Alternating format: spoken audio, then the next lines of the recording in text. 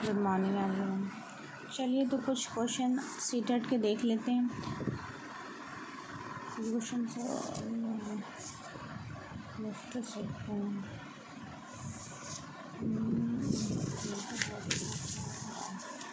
Just second या चलिए तो कुछ क्वेश्चन सीटेट के लिए देख लेते हैं। Of the sword and pen, the sword is just a second. C. Of the sword and pen, the latter is more powerful. Fine.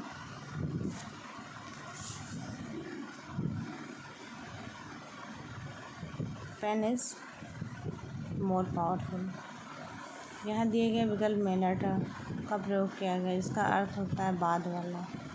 और of the sword and pen, the letter is more powerful, मतलब pen more powerful है। ये आपको confuse करने के लिए, ताकि आपको समझ में ना आए, जबकि आप शुरू से ही सुनते आ रहे हैं कि तलवार और पेन में कौन पावरफुल है। जाहिर सी बात है, पेन जो लेखन क्षमता है आपकी वो ज़्यादा पावरफुल है।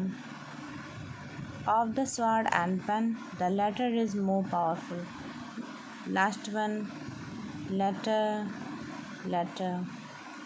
The letter is more powerful. Latter का प्रयोग होता है कि बाद वाला ज़्यादा पावरफुल है। Of the sword and pen, the letter is more powerful. Which prefix can use with the following words?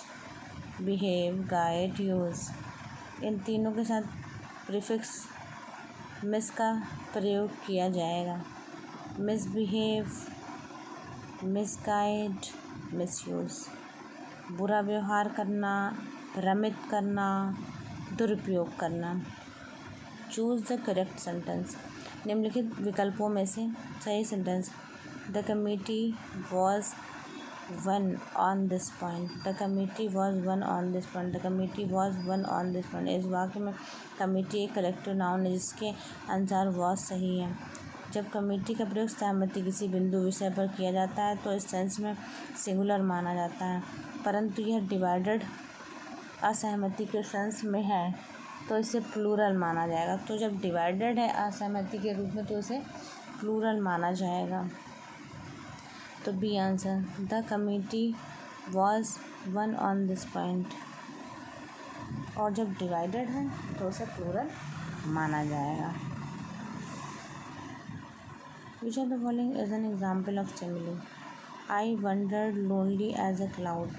The simile अलंकार का उदाहरण। यह अलंकार में दो विभिन्न चीज़ों के बीच समानता की तुलना की गई। इस वाक्य में किसी व्यक्ति के इधर उधर घूमने की तुलना किसी बादल से की है। तो कोई व्यक्ति घूम रहा है, वो बादल की तरह है, तो किसी चीज़ की किसी से तुलना की जा रही, घूमने की तुलना बादल से की जा रही। इस तरह बादल घूम रहा है, उस तरह से वह व्यक्ति घूम रहा है। Change the following sentence into the active voice. C sentence सही है। The women showed the visitor the new born. सही सेंटेंस देख लेते हैं क्या है, इसमें दिया नहीं। सी सही है। The women showed the visitor the new born, ठीक है, सी सही होगा। C is correct. फाइन। चलिए नेक्स्ट क्वेश्चन देखते हैं। Select the antonyms. एडवर्स का एंटोनिम्स क्या? एडवर्स का एंटोनिम्स फ्रेंडली, हॉस्टाइल शत्रुवत, एनिमिकल हानिकारक, अनविलिंग अनिच्छुक। Fill in the blanks. Blood is thicker than water, bees are kept in apiary. Fine.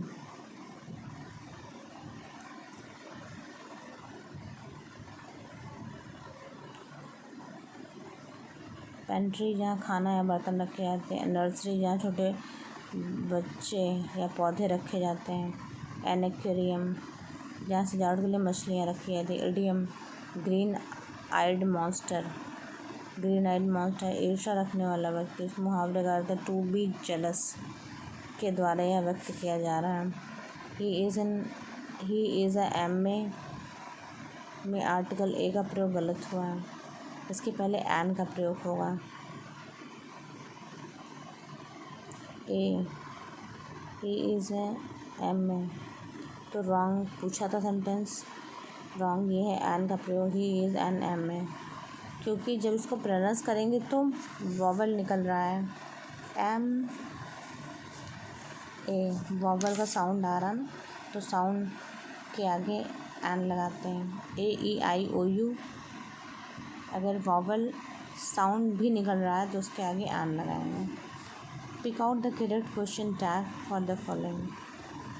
इस वाक्य के लिए question tag A, should they, people shouldn't drink and drive, should they,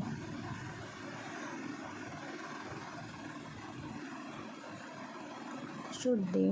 ध्यान रखो sentence, जब सेंटेंस पॉजिटिव है तो उसका टैग नेगेटिव होता है, लेकिन जब सेंटेंस नेगेटिव होता है तो उसका टैग पॉजिटिव होता है। सेंटेंस पॉजिटिव है इसलिए टैग नेगेटिव होगा। शुडंट दे, तो शुड दे इसका आंसर होगा। Thank you.